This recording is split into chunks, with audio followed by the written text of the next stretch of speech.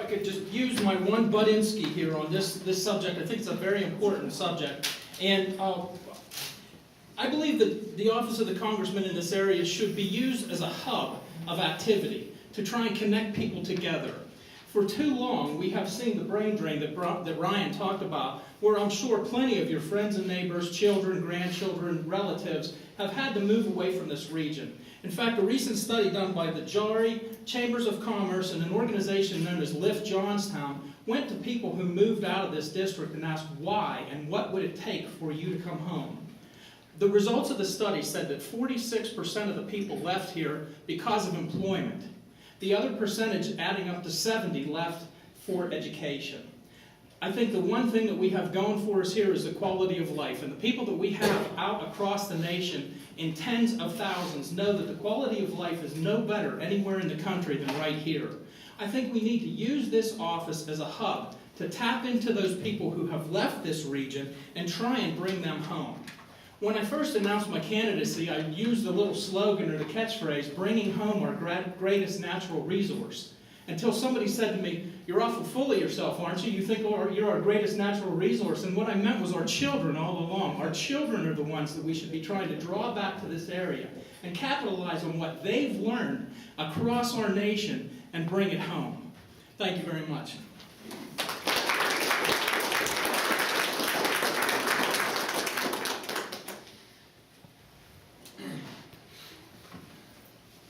The respondees to this question are Mr. Pritz, Mr. Bucchianeri, and Mr. Burns. Some believe in eliminating all federal income and payroll-based taxes and replacing them with a national retail sales tax. Are you in favor of changing the tax code to a fair tax system?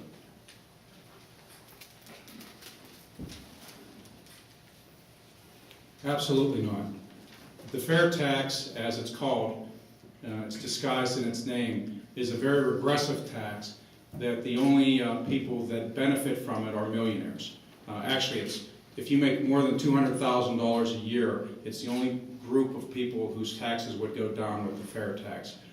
It punishes low and middle income class people, which is what I am. So to me, asking that question if I would support it is, I have to say, no, I absolutely would not, because most of the people that I know, my neighbors and my friends, would suffer because of it. And I don't want someone having to pay sales tax on their medication. You buy a car, you can think about how much tax that would be, because the figure that they've given is 23%.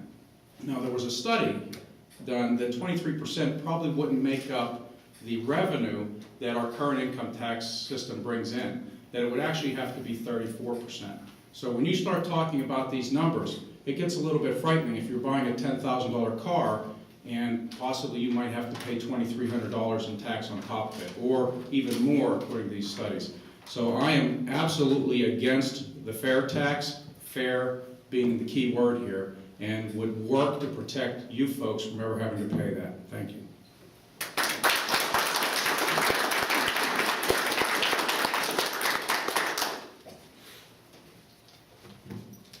I'm also not in favor of the fair tax.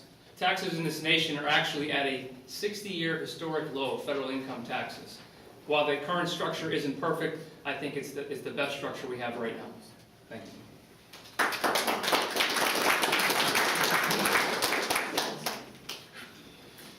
Well, I appreciate the question.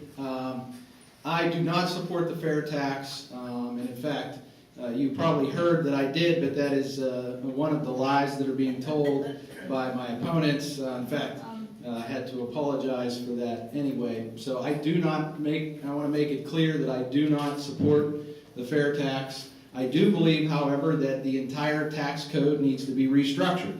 The tax code is not fair the way it is today. In fact, 47% of Americans this year did not pay any income tax. 30% actually received a payment back from the federal government. So the tax code needs completely restructured. There's no question about it. I think we need a flatter tax. But I want to make clear that I do not support the fair tax. And in fact, I signed a pledge early in my campaign promising that I would not support any tax increases whatsoever, and I would ask how many of the other folks on this stage signed that same pledge.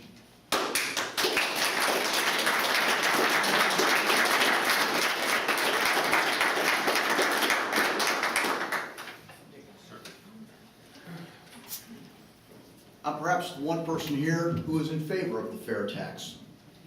And here's why. Those who say that the fair tax adds an additional 23% are ignoring the fact that it scraps the entire current federal revenue code, all 67,000 pages of it. And what they're not telling you is that when you go to the store and you buy that product, every employee who works on that product, you're paying their Social Security tax, their income tax, their payroll deduction tax. All those taxes are already built into the product you are buying. What the fair tax does is ensure that everyone who participates in this economy pays their fair share, whether they're in this country working illegally under the table, or selling drugs, or doing something else that doesn't make it somehow onto their federal income tax report. The fair tax is actually the fairest method by which we can implement a new tax system, and I'm very much in favor of it. One of the other things that they don't tell you about, though, is that the fair tax also has a prebate every month, so that those who make $15,000 or less, who live at the poverty line or below, will receive the equivalent of that month's money of those taxes back. So if you make if you're a family of 4 living right at the poverty level, every family of 4 is going to get a $720 check at the front of the month to cover the taxes. So it's actually the fairest to the lowest income people.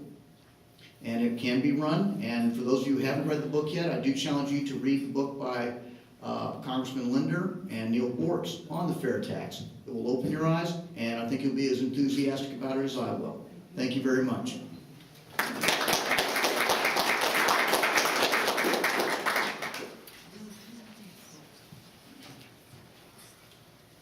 Mr. Bucchianeri, Mr. Burns, and Mr. Mackel. How should the federal government reduce the deficit?